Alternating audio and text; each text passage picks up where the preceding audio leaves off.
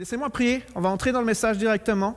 On va poursuivre cette série qui s'intitule « Son nom est » on va découvrir une nouvelle facette de notre Seigneur Jésus.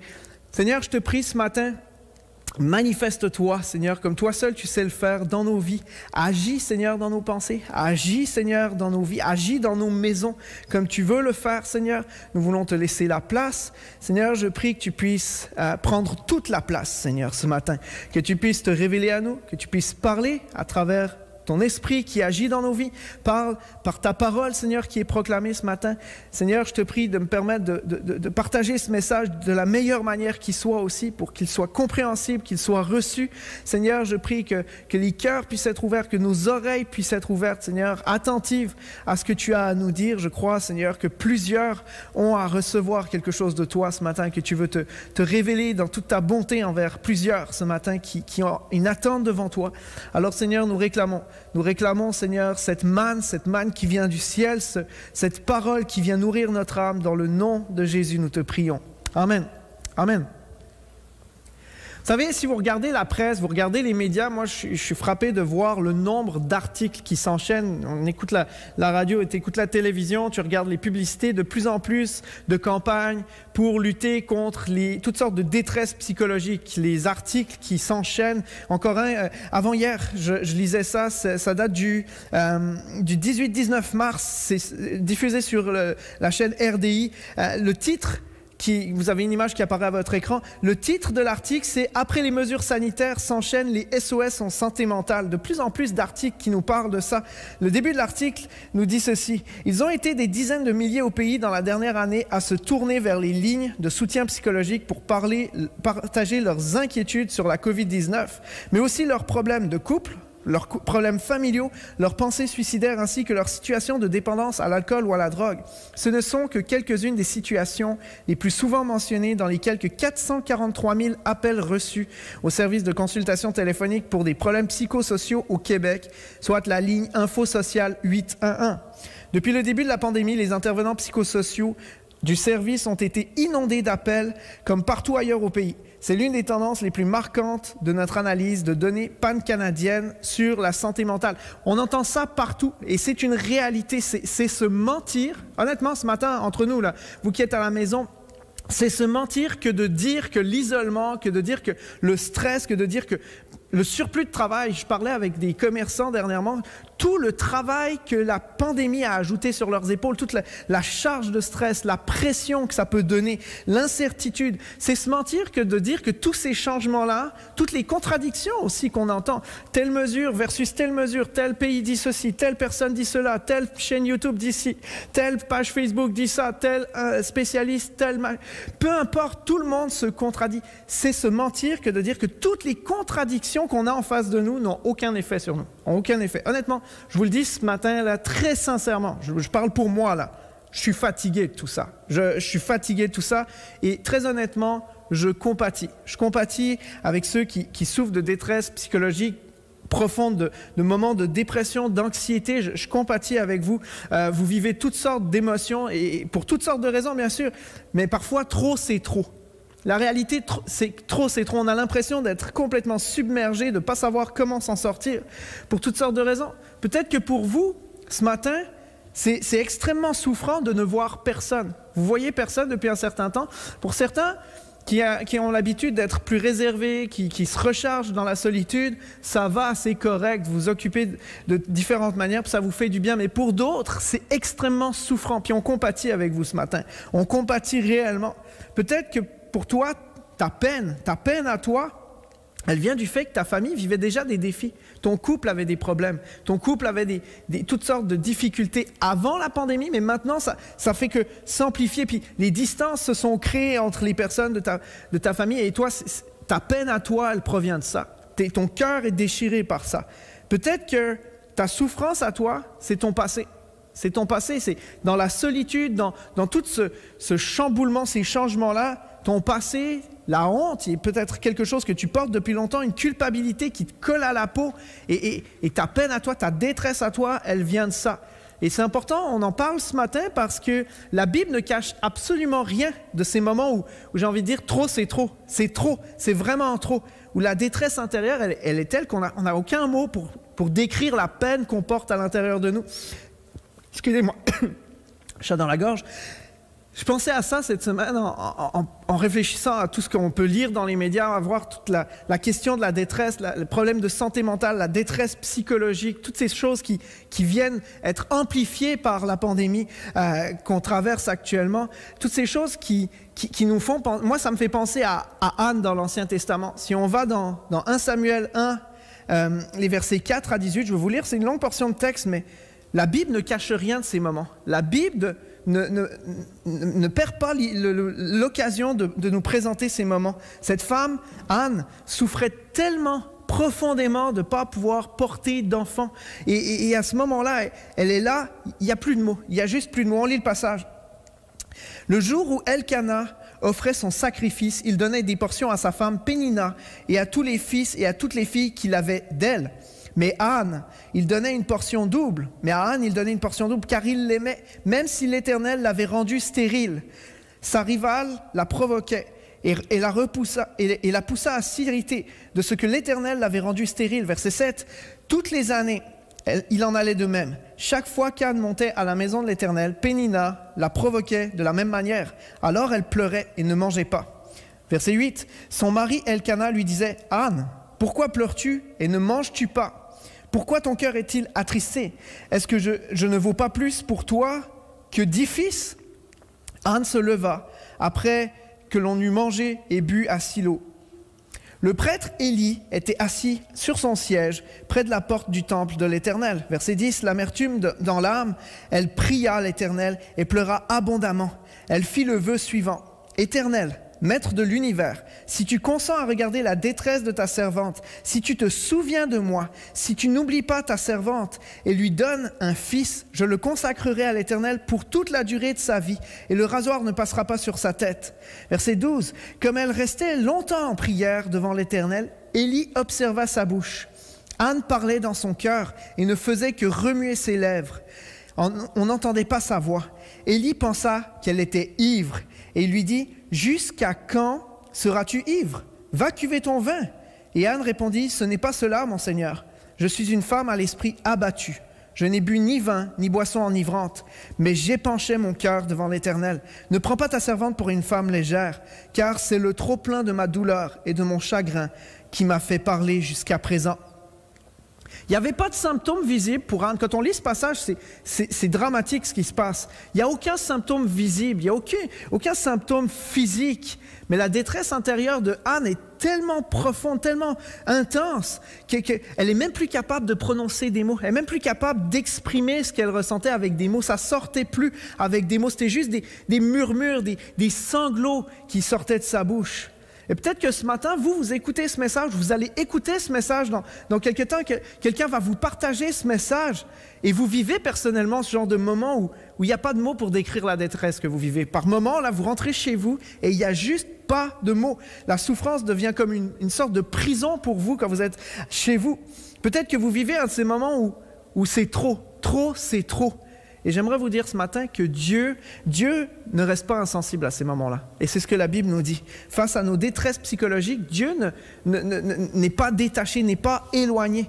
Une des raisons pourquoi moi je suis convaincu que la Bible est la vérité profonde dont on a besoin et cette parole dont le cœur humain a besoin pour vivre, littéralement une nourriture pour notre âme, c'est justement parce qu'à aucun moment, si on scrute la Bible du début à la fin, à aucun moment, moi j'ai jamais vu ça dans la Bible.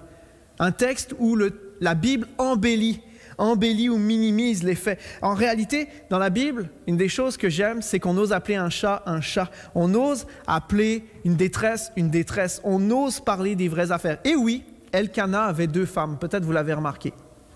C'est une autre époque. Et oui, Anne souffrait profondément. Et ça ne se voyait pas physiquement. Ça ne se voyait pas. Mais sa souffrance était telle qu'elle n'avait plus aucun mot pour exprimer ce qu'elle vivait à l'intérieur. À l'opposé de toutes les autres croyances ou idéologies qu'on peut trouver, croyances de toutes les sortes, religions de toutes les sortes, le Dieu de la Bible se présente pas comme, et je l'ai dit dimanche passé, il se présente pas comme une force rigide, sans émotion, détachée, sans compassion.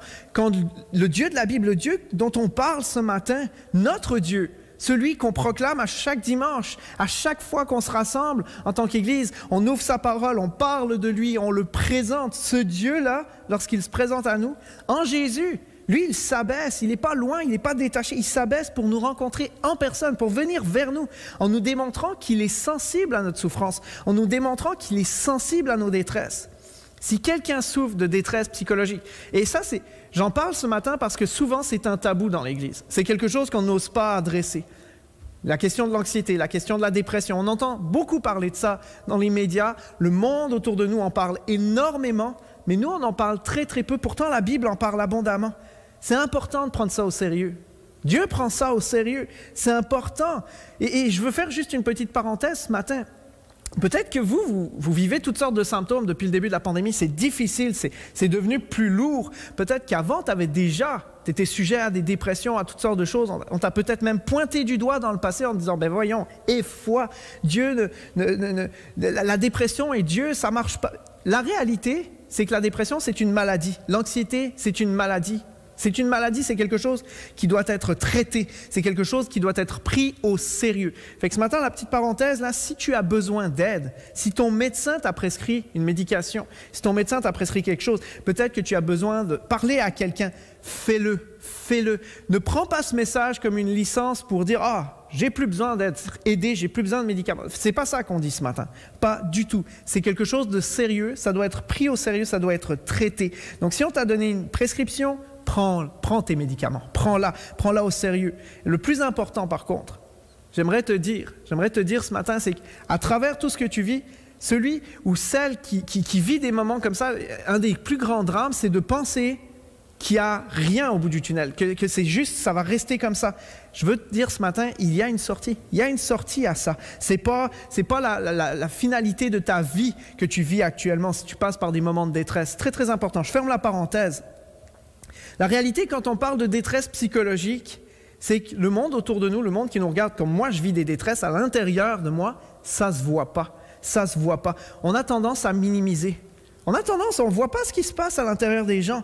En fait, la réalité, c'est qu'il n'y a pas de sang qui coule. Nous, on va être sensibles, on te voit souffrir. Si tu te coupes et que ça saigne, on va courir vers toi pour t'aider. Mais à l'intérieur, on ne voit pas. On ne voit pas l'hémorragie qui prend place au fond de toi, dans tes pensées, dans tes émotions, dans tout ton être psychologique, psychique. On ne voit pas ce qui se passe dans ton esprit. Et pourtant, la douleur peut être telle, elle peut être telle qu'il n'y a aucun mot pour en parler. Il n'y a aucun mot, ça peut être paralysant, ça peut être souffrant.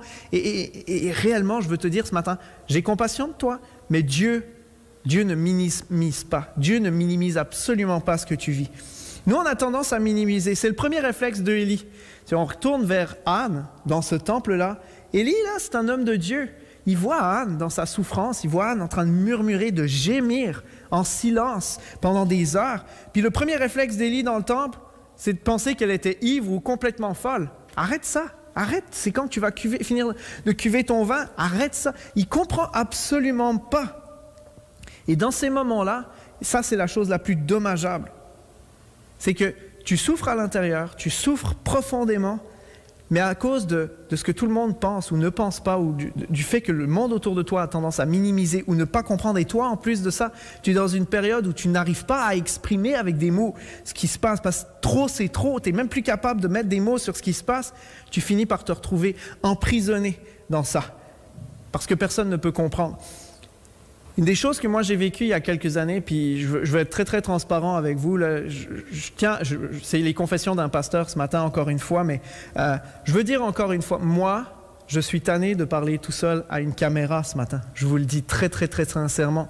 Il y a des détresses psychologiques que nous vivons chacun. C'en est une chaque dimanche de me retrouver face à cette caméra en face de moi et personne à qui partager la parole pour de vrai, c'est quelque chose qui est extrêmement difficile. Mais on en vit tous à différents niveaux, on vit des moments comme ça. Et je me rappelle, il y a environ 12 ans en arrière, un de mes amis avec qui j'ai été très proche pendant plusieurs années, pendant en fait 3 ans, c'était un de mes amis, puis c'était aussi un de mes collègues.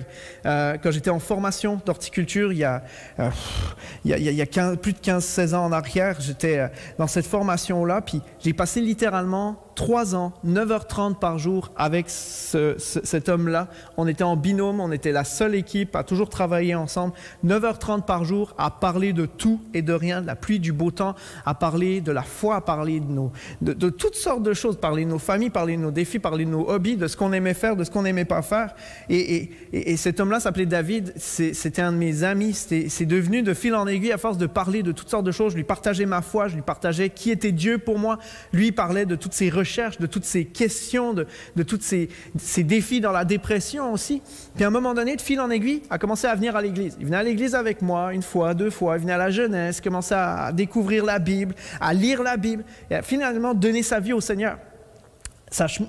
Dans tout son cheminement, là, c'était tellement wow de voir ce qui se passait, c'était tellement merveilleux de voir comment Dieu l'accompagnait dans ses démarches, dans tout l'engagement dans lequel il s'était lancé. Mais à un moment donné, moi, j'ai déménagé. J'ai rencontré Lydie, mon épouse, puis j'ai déménagé, changé d'église, changé de ville. Je me suis installé à environ 30-50 minutes, ça dépend par où on passait, de cet endroit-là. Fait que je venais plus trop, je le voyais plus trop, je venais plus trop dans la ville d'origine. Et à un moment donné, 2 ans plus tard, on sort en ville, on se retrouve en soirée, un samedi soir, à se promener dans les rues de la ville d'où j'étais originaire, puis je tombe sur David. Ça faisait, je pense, pas loin de 2 ans que je ne l'avais pas revu. Je savais qu'il allait encore à l'église, j'avais des contacts avec les leaders dans l'église, puis je savais qu'il venait occasionnellement, je savais qu'il s'entourait de très peu de personnes, comme c'était son habitude. C'était un gars très solitaire, David. Et ce soir-là, je tombe sur lui, puis là, il arrive en face de moi. « Hey, Michael! » Puis il me prend dans ses bras, ce qui est rare. Il me prend dans ses bras, super content de te voir, je suis trop content, faut qu'on aille se boire un café. Puis moi, je suis très content de le voir aussi. Donc oui, allons se boire un café, ça fait trop longtemps, effectivement. Je lui dis, OK, alors c'est sûr, on se fixe ça cette semaine, on se texte, on s'envoie un message texte, et puis on fixe une date qui fonctionne pour les deux, puis on se retrouve, on va boire un café. Oui, super, on se laisse. 2 jours plus tard, on est à la maison, on ouvre la télévision, puis sur la chaîne nationale, on voit un avis de recherche pour David. David a disparu, sa famille ne le retrouve plus, ça fait 48 heures que David a disparu, ça fait 48 heures que plus personne n'a de nouvelles de lui, il ne répond pas au téléphone, on ne sait pas où il est, on ne sait pas où il est parti, ses voisins toquent à la porte, personne ne répond, personne sait ce qui s'est passé avec lui. Puis pendant 2 jours, on a vu ses avis, pendant 2-3 jours, ses avis qui tournaient régulièrement à la télévision. En Suisse, c'est pas courant que ça arrive, des disparitions comme ça, fait que ça tournait très régulièrement. Et finalement, on ouvre le bulletin de nouvelles et on apprend que le jeune homme qui était recherché a été retrouvé dans un bois à quelques kilomètres de là où il restait, sans vie. Ce qui s'est passé avec David, honnêtement, m'a fait beaucoup réfléchir, parce qu'à ce moment-là, j'ai rien vu du tout. J'ai rien vu du tout. Je ne savais même pas qu'il vivait encore des détresses profondes comme il en vivait dans le passé. Je ne savais pas du tout. Et si j'avais su, si j'avais vu quelque chose, je ne l'aurais jamais laissé partir sans prendre un rendez-vous avec lui, sans fixer une date en lui disant « Regarde, on se trouve demain, on va boire un café, c'est certain, je serai là, quoi qu'il arrive. » Si j'avais su ça, je l'aurais pris ce rendez-vous-là. La réalité, c'est que beaucoup d'entre nous, on ne sait pas ce qui se passe dans le cœur de la personne en face de nous. On n'a aucune idée. Et pour David, ses souffrances intérieures étaient tellement fortes qu'il est arrivé au moment où il était convaincu qu'il n'y avait plus du tout de sortie de secours. Il n'y avait plus du tout d'espoir pour lui. C'est fini. Malgré sa foi, malgré le Dieu qu'il avait rencontré, il a laissé ces pensées-là venir le submerger à un point où il a commis l'irréparable. Et c'est dramatique. Ce matin, si tu passes par des moments comme ça, si tu passes par des moments de détresse comme ça, on ne minimise pas du tout ce que tu vis. On ne minimise pas du tout ce que vous vivez, parce que, je le sais, on le sait, vos souffrances, même si elles ne sont pas visibles physiquement, on sait qu'elles sont réelles. Et Dieu, et ça c'est la chose la plus importante ce matin, Dieu ne minimise pas du tout ces souffrances-là. Dieu ne minimise pas du tout les moments que vous passez chez vous, tout seul, en larmes, en sanglots, sans être capable de prononcer des mots. Le Seigneur veut prendre soin de vous. Ça, c'est vraiment la chose la plus importante que vous devez noter ce matin si c'est ce que vous vivez. En fait, la Bible nous déclare que son nom, parce qu'on parle du nom de Jésus ce matin, son nom est synonyme de compassion pour nous. Il est synonyme de compassion au milieu de nos détresses. Il est synonyme de compassion dans nos moments où c'est trop. Il est synonyme de compassion dans les moments où on n'a même plus de mots pour exprimer. Le nom de Jésus est synonyme de compassion même pour la personne qui est prête à commettre l'irréparable. Le nom de Jésus est synonyme de compassion pour nous. L'auteur de la lettre aux Hébreux nous parle de Jésus. L'auteur de la lettre aux Hébreux, et je veux faire le lien avec le message de dimanche passé, je vous disais, le nom de Jésus est le seul dimanche passé, et le seul par lequel nous puissions être sauvés. Son nom est le seul par lequel je puisse trouver le salut, je puisse trouver ce que mon cœur recherche le plus, ce que mon âme recherche le plus. Son nom est le seul. Le nom de Jésus, en fait, n'est pas un véhicule, c'est ce que je vous disais la semaine dernière, pas un véhicule sur lequel j'embarque. Jésus, ce n'est pas un outil là, sur lequel j'embarque, puis Jésus m'emmène là où j'ai besoin d'aller ou là où je veux aller. En fait, la Bible nous dit que Jésus est à la fois le chemin, mais aussi la destination que je cherche. Il est le seul, il est le tout dont j'ai besoin, il est le tout que je recherche profondément. Et je veux faire le lien avec ça parce que ce matin, j'ai envie de vous dire que de la même manière que Jésus n'est pas un outil pour nous déplacer vers l'endroit où on rêve d'aller, vers la présence de Dieu, vers le Père, de la même manière que Jésus n'est pas un outil pour nous, Jésus n'est pas seulement un fonctionnaire du ciel. Jésus n'est pas seulement... et puis j'ai beaucoup de respect pour ceux qui sont fonctionnaires ce matin, ceux qui travaillent pour l'État, beaucoup de respect pour vous, bien sûr, mais vous voyez un petit peu l'image que j'ai en tête. Jésus n'est pas assis en arrière de son bureau comme quelqu'un qui épluche machinalement un dossier après l'autre, des dossiers numérotés. En plus, il n'y a même pas de nom, il n'y a pas de photo sur ces dossiers-là, c'est juste des numéros. Jésus n'est pas un agent de bureau en train de scruter des dossiers les uns après les autres avec une étampe rouge à la main, dans chaque main une étampe où il y a marqué « accorder, refuser à vos demandes, à vos requêtes de prière ». Jésus n'est pas comme ça. L'auteur de la lettre aux Hébreux nous dit que Jésus est compatissant envers nos faiblesses. Il est compatissant quand il voit nos souffrances, quand il nous voit dans l'échec, quand il nous voit dans la détresse. Il n'observe pas tout ça sans comprendre de manière détachée avec son étampe en disant refuser et accepter sur des bases arbitraires. Jésus a vécu les mêmes souffrances que nous. Jésus les a supportées et il les comprend. Il est compatissant. Hébreux 4, les versets 15 et 16 nous disent ceci. En effet, nous n'avons pas un grand prêtre incapable de compatir à nos faiblesses. Ce n'est pas un administrateur, ce n'est pas un fonctionnaire détaché, désabusé. Non, au contraire, il a été tenté en tout point comme nous, mais sans commettre de péché. Verset 16, « Approchons-nous donc avec assurance du trône de la grâce afin d'obtenir compassion et de trouver grâce pour être secourus au moment opportun auprès de lui. » Jésus est compatissant. Il est compatissant. Dieu ne minimise pas ces moments dans nos vies, ces moments où trop, c'est trop. Jésus est compatissant. Jésus est Dieu qui s'est incarné, qui est devenu homme, qui s'est fait chair pour venir auprès de nous. Et quand la Bible nous dit que Dieu se soucie de nous, j'ai envie de vous dire que Jésus en est la preuve tangible, réelle. Dieu se soucie de toi.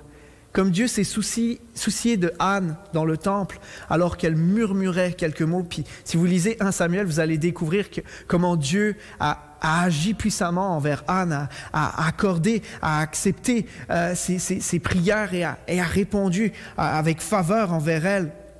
Vous allez voir comment il a agi. Dieu se soucie. Dieu se soucie de nous et Jésus en est la preuve tangible. Son nom est compassion. Son nom est compassion. Dans les temps où trop, c'est trop, dans les temps où les mots ne suffisent pas, il ne minimise pas. Au contraire, j'ai envie de vous dire, la Bible nous dit que Dieu entend nos larmes. Il entend vos larmes. Le psaume 6, versets 7 à 9 nous dit, c'est David qui dit ça, le roi David qui dit ça, je m'épuise à force de gémir. Chaque nuit, mon lit est trempé de larmes. Il est inondé de mes pleurs. Mes yeux sont usés par le chagrin. Tous ceux qui me persécutent les affaiblissent. Éloignez-vous de moi, vous tous qui commettez l'injustice, car l'Éternel entend mes pleurs. En fait, Dieu se soucie absolument de toutes tes détresses profondes. Dieu n'est pas un Dieu loin. Dieu n'est pas un fonctionnaire détaché. Jésus est près de toi. Il entend tes pleurs. Je veux dire à quelqu'un ce matin que quand il n'y a plus de mots dans ta bouche, quand tu n'es même plus capable, tu souffres tellement à l'intérieur que personne ne comprend, que tu n'es plus capable de prononcer des mots, Jésus est là et il entend tes larmes. Il entend les larmes qui coulent et il compatit. Il compatit parce qu'il a lui-même subi les mêmes souffrances que toi. Il a lui-même subi ces souffrances-là, l'injustice que tu peux ressentir, il l'a vécu, il l'a subi. Et c'est précisément dans ces temps-là où ta foi peut littéralement sauver ta vie. Ta foi peut te sauver la vie dans ces moments-là. Parce que quand trop c'est trop, dans ces moments sombres de nos vies, la réalité, c'est qu'il y a des choses que seulement Dieu peut faire. Il y a des choses... Oui, la médication va t'aider. Oui, de parler à un thérapeute, ça va t'aider. Oui, d'aller dans un groupe de discussion, ça va t'aider absolument. Mais il y a des choses que seulement Dieu peut faire. Il y a des moments, lorsqu'on est dans les ténèbres, puis on l'a tous vécu à certains moments, mais certains beaucoup plus que d'autres, où dans les ténèbres dans lesquelles tu es, il n'y a que Dieu qui peut allumer la lumière. Il n'y a que Dieu qui peut ramener de la lumière dans ce que tu vis. Et une chose qu'on oublie trop souvent, c'est que Dieu nous connaît parfaitement aussi. Oui, il est compatissant. Oui, il entend les larmes qui coulent de nos yeux. Il l'entend, il les sait, il les connaît. Mais Dieu nous connaît parfaitement. Dieu, la Bible nous dit que Dieu connaît tous les millimètres carrés qui nous constituent. C'est lui qui nous a créés, il nous connaît parfaitement, il est le créateur de tout. Il connaît le nombre de cheveux sur ta tête. C'est pour te dire juste que Dieu se soucie de toi, mais il te connaît. Il sait aussi toutes les choses qui préoccupent tes pensées. Il le sait, il les connaît. Vous savez, quand le monde se présentait à Jésus, si on parcourt les évangiles, pour toutes sortes de raisons, le monde venait à Jésus, pour être guéri, pour le voir faire des miracles, pour le voir enseigner, pour l'écouter. Le monde venait à Jésus, le monde venait pour l'écouter. Mais une des choses qu'on revoit très souvent, c'est que Jésus connaissait leurs pensées. Jésus connaissait leur arrière-pensée. Quand les pharisiens venaient, puis critiquaient, puis jugeaient en arrière de son dos, Jésus le savait. Quand la femme qui était atteinte de perte de sang avait besoin d'une touche de Dieu, avait besoin d'une guérison, Jésus savait qu'une puissance était sortie de lui. Jésus connaît les pensées de ceux qui se présentaient à eux, connaissait leur cœur, et c'est encore le cas pour nous aujourd'hui. C'est encore le cas pour toi aujourd'hui. Il nous connaît. Il vous connaît. Quand ni toi, ni personne n'est en mesure d'exprimer, de mettre le doigt sur cette souffrance-là, parce qu'elle est profonde, elle est psychologique, elle n'est pas visible, on n'enseigne pas. J'aimerais te rappeler ce matin que Dieu, lui, il le sait. Il sait quel est le problème. Peut-être que toi, tu ne l'as pas trouvé. Peut-être que toi, tu ne sais pas qu'est-ce qui cause tout ça. Mais lui, il le sait et il est ce Dieu dont tu as besoin. Il est ce Dieu qui compatit. Il est ce Dieu qui peut agir en ta faveur dans cette détresse-là. Dans son sermon sur la montagne, Jésus, dans l'évangile de Matthieu, dans Matthieu 5, Jésus va dire « Heureux ceux qui pleurent, car ils seront consolés. » C'est pour toi ce matin. Cette parole est pour toi ce matin. Je vais vous partager une portion de quelque chose que j'ai vécu quand moi, j'étais jeune leader à l'église, j'étais jeune leader de groupe de jeunesse. On est parti à une retraite avec des adolescents. Puis moi, là, ça faisait des semaines que je me préparais pour cette retraite. Je priais pour cette retraite, je jeûnais pour cette retraite. On partait, puis en fait, c'était la première retraite où j'étais en poste de leadership. Puis je prenais ça très au sérieux. Je conduisais les chants durant cette retraite. Puis on avait environ une centaine de jeunes adolescents qui étaient avec nous de plusieurs églises qui s'étaient jointes les unes avec les autres. Puis là, on conduisait les chants toute la fin de semaine. Puis à chaque fois, il y avait une plénière le matin, une réunion le matin, une réunion l'après-midi, une réunion le soir. Puis avant chaque réunion, j'ai pas mangé beaucoup durant cette fin de semaine, je vous le dis, parce qu'avant chaque réunion, moi, le monde allait manger, puis moi, j'allais jeûner, j'allais prier comme un dingue dans ma chambre. Puis Seigneur agit, Seigneur parle à ces cœurs-là, Seigneur transforme ces cœurs-là, touche ces vies-là, Seigneur, tu vois ces jeunes, tous les défis qu'ils ont. Puis ça, c'était ma prière. Je priais que Dieu agisse comme lui seul pouvait le faire. Puis je priais comme un dingue. Heureusement que c'était 2 étages plus haut qui mangeait, parce que sinon on m'entendait autour de la chambre. Puis avec nous, dans l'équipe de musiciens, j'avais une jeune adulte, jeune femme qui vivait de la dépression puis qui en fait subissait toutes sortes de choses dans sa famille. Ça faisait des mois en fait que plusieurs membres de sa famille étaient en procès les uns contre les autres pour des allégations d'abus sexuels, de toutes sortes de choses qui s'étaient passées dans leur famille des années auparavant, toutes sortes de drames. Et elle en fait découvrait des choses qui la concernaient qu'elle ne savait pas, puis un poids qui était sur ses épaules, une dépression majeure, puis on le savait pas, elle en parlait très peu. Moi, j'étais au courant parce qu'on entendait certaines choses parmi les leaders, des sujets de prière, mais on n'avait aucun détail. Puis elle était là, supposée jouer au piano, puis toujours le sourire, toujours servi de bonne humeur, mais on ne savait pas ce qui se passait. Puis le dernier jour de cette retraite-là, je me rappelle de ce moment encore, comme si c'était hier, ça fait des années que ça s'est passé, ça. Puis elle est arrivée vers moi, avant le service de louange, Puis elle me dit, là, je peux pas faire la réunion sans prendre rendez-vous. Il faut qu'on se parle après, là. Je peux pas faire cette réunion-là, ça marche pas. Je les vois, parce que, en fait, ce qui s'est passé là, durant cette fin de semaine, c'était juste incroyable. Les jeunes, là, durant les services, durant les réunions, les jeunes donnaient leur vie au Seigneur. Il y avait des guérisons qui prenaient place. Il y avait toutes sortes de choses qui se faisaient parmi eux. C'était incroyable de voir ça avec ces ados-là. Et on vivait un moment où le ciel est ouvert. Et elle, c'est comme si le ciel était fermé au-dessus d'elle. Elle n'était plus capable de voir ça. Vous voyez les jeunes qui étaient touchés par le Seigneur, puis elle soupirait après ça, elle rêvait de ça, puis il n'y a rien qui se passait. Elle me dit, il faut qu'on se parle. J'ai besoin qu'on prie pour moi, puis j'ai besoin d'expliquer quelque chose que je n'ai jamais expliqué à personne. Donc on sort de ce moment-là, on sort du chalet, on sort de la maison, puis je me rappelle de ce moment-là, on est tout seul, il fait froid, on est en montagne, c'est la neige, puis là, elle commence à m'expliquer ce qu'elle vit. Elle commence à m'expliquer les abus qu'elle a vécus, les abus qu'elle ne savait pas, les abus que toutes ces choses-là, puis toute la dépression qui est sur elle, puis moi je suis là devant elle, puis je ne sais pas quoi faire. Je ne sais juste pas quoi faire. Je ne suis pas capable de régler son problème. Et avec beaucoup d'humilité, j'ai juste dit, regarde, je vais prier pour toi. Je vais prier pour toi. Puis je vous dis, c'est la prière que j'ai faite avec le plus de foi. Puis j'avais pas beaucoup de foi là. Avec le plus de foi, j'ai tout mis, j'ai tout donné à ce moment-là. Seigneur, tu vois sa détresse. Elle pleurait. Tu vois sa détresse, tu vois ce qu'elle vit, tu vois les choses qu'elle a traversées, tu vois ce que sa famille vit actuellement, tu vois les drames, tu vois comment elle est bloquée, tu vois cette dépression. Seigneur, tu les connais, tu connais ces problèmes-là. Seigneur, interviens pour elle, agis pour elle, agis. Et j'ai mis toute ma foi dans cette prière-là. Et je me rappelle, on a dit Amen, elle m'a remercié, on est retourné pour aller remballer tout le stock, puis on est parti. Puis dans les jours qui ont suivi, elle m'a juste texté pour me dire « Je me sens vraiment moins déprimé qu'avant. C'est incroyable, ça faisait des années que j'étais plus comme ça. Là, j'arrive à sourire. Puis j'ai eu un moment avec Dieu dans ma chambre, j'ouvrais ma Bible, puis Dieu me parlait. Puis c'est des choses que j'ai jamais vécues. J'étais « Waouh, c'est cool ». 2 ans plus tard, elle décide de se faire baptiser. Elle décide de prendre un engagement clair. Ça fait plusieurs années, elle a grandi dans l'Église, plusieurs années qu'elle est là. Elle décide de se faire baptiser, puis elle donne son témoignage sur l'estrade, comme je suis devant vous, à l'Église. Puis elle commence à raconter ces événements-là. Je ne sais pas du tout c'est quoi qu'elle va raconter. Moi, je suis là à l'Église, puis j'écoute.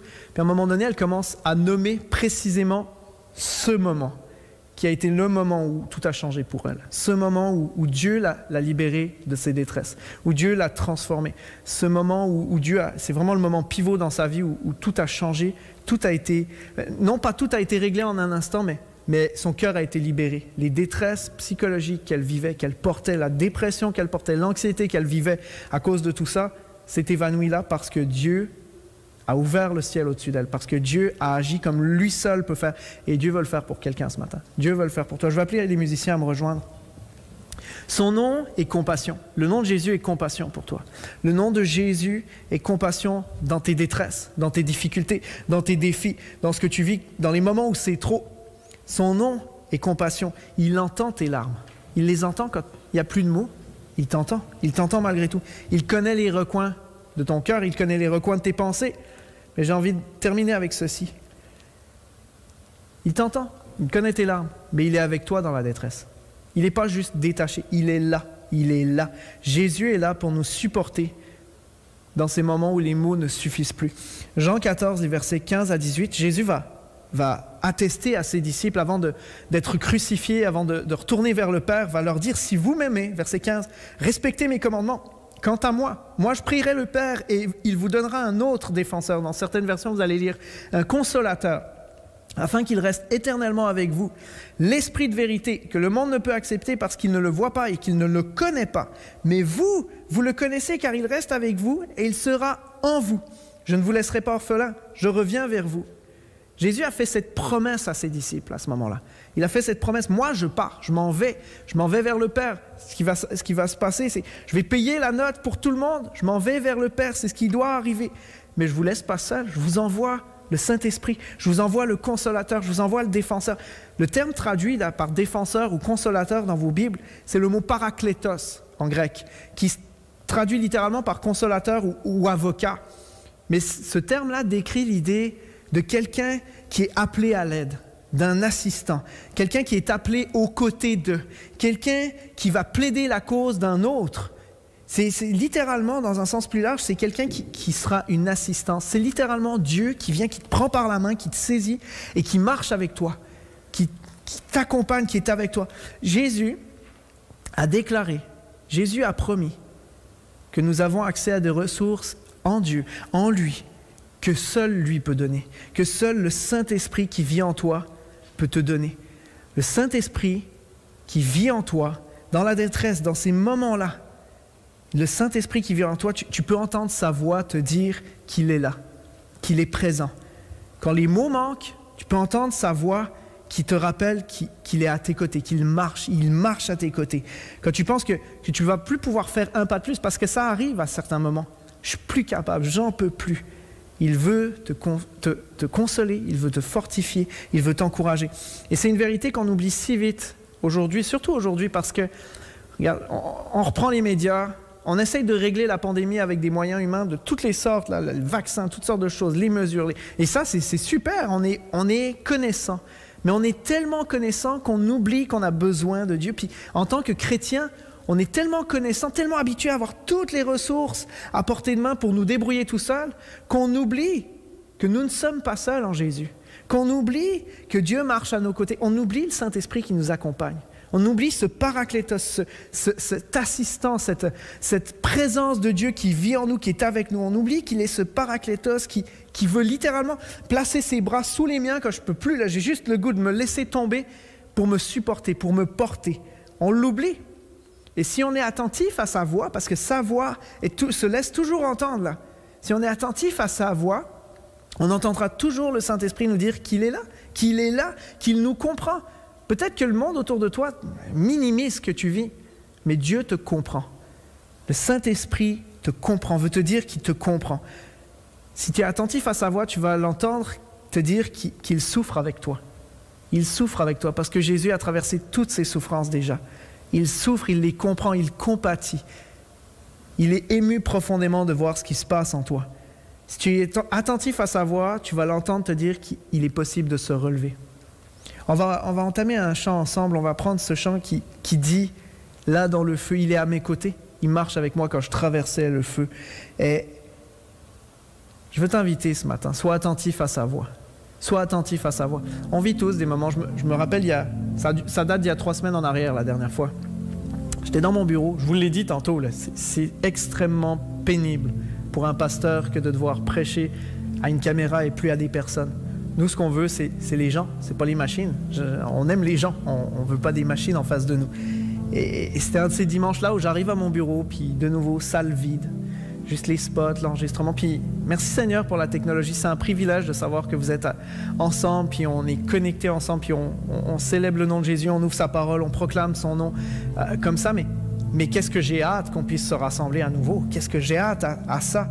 Puis là, c'est dimanche matin, puis juste dans mon temps de prière, Seigneur, j'en ai assez. J'ai commencé à brailler comme un bébé. J'étais comme, j'en peux plus. J'ai pas de mots. Et de vivre ce moment où, tranquillement, Seigneur agit, pose sa main sur toi, puis tu le sais, il vient te consoler, il vient te fortifier, il vient te donner le courage dont tu as besoin, il vient te donner la capacité de faire encore un pas de plus, alors que tu avais l'impression que c'était, j'en peux plus, c'est plus possible. Peut-être c'est ce que tu vis. Tu vis une dépression tellement profonde que le matin, tu te lèves, puis tu bois ton café, puis tu as le goût juste d'aller te coucher, puis ça termine là. Puis quand tu as l'impression que tu n'es plus capable de faire un pas de plus, si tu es attentif à sa voix, tu vas l'entendre te dire qu'il est là avec toi, puis qu'il est là pour te supporter, qu'il est là pour t'apaiser. Pierre avait cette conviction, lui qui avait vécu avec Jésus, lui qui avait vu Jésus agir, lui qui l'a connu personnellement. Qu'est-ce que j'aimerais voir Jésus comme Pierre a vu Jésus, connaître Jésus visiblement, physiquement, de le voir agir. Qu'est-ce que j'aimerais, on le connaît, on le sait parce que son esprit agit. Mais Pierre avait cette conviction profonde quand il disait dans 1 Pierre 5, verset 7, « Déchargez-vous sur lui de tous vos soucis, car il prend soin de vous, car lui-même prend soin de vous. Son nom est compassion. » Le nom de Jésus est synonyme de compassion pour toi dans ces temps de détresse-là. Et je vais appeler quelqu'un ce matin en terminant à ose te présenter comme Anne.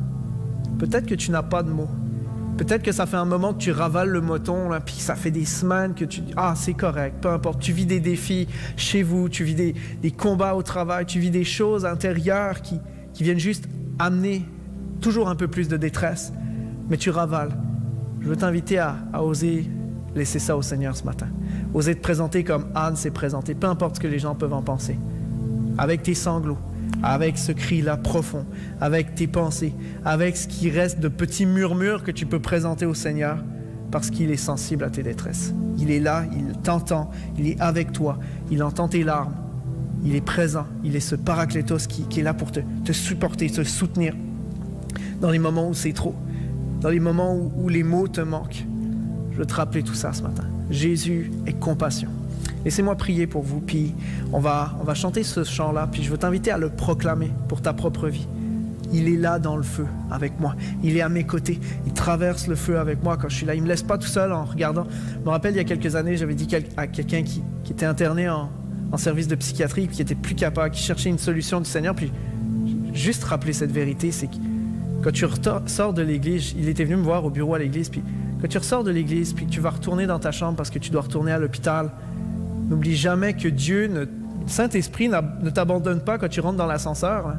Il ne te laisse pas dans l'ascenseur en te disant « bon séjour à l'hôpital ». Il vient avec toi. Il est là avec toi. Il t'accompagne quand il y a des pressions, quand il y a des choses qui arrivent. Il est là.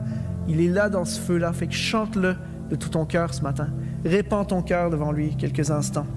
Seigneur Jésus, je te prie pour ceux et celles qui vivent des détresses, pour ceux et celles qui trouvent la situation actuelle trop longue, plus capables, qui sont épuisés, qui sont fatigués, qui se sentent seuls, qui se sentent isolés, qui vivent une anxiété. Je pense à nos jeunes, je pense à nos plus âgés, mais je pense aussi à toutes nos familles, tous les couples qui vivent des pressions de toutes les sortes.